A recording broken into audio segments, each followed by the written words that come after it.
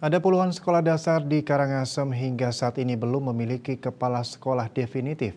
Hal tersebut diungkapkan Kepala Dinas Pendidikan Pemuda dan Olahraga Disdikpora Karangasem, Iwayan Sutrisna belum lama ini.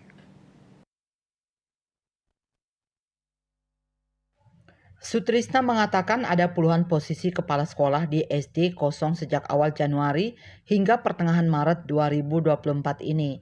Akibat adanya kekosongan tersebut, jabatan kepala sekolah untuk sementara diisi oleh pelaksana tugas PLT sebelum nantinya dilakukan pengisian kepala sekolah definitif oleh Dinas Pendidikan Kepemudaan dan Olahraga Karangasem.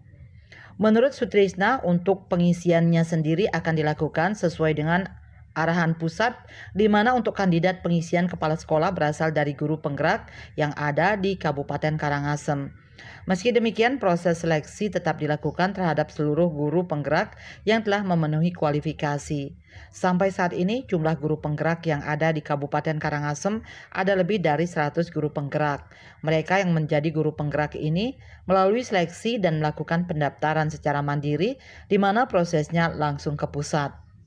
Nantinya pengisian jabatan kepala sekolah dari guru penggerak akan menjadi indikator dalam pemberian dana alokasi khusus DAK fisik dari pemerintah pusat.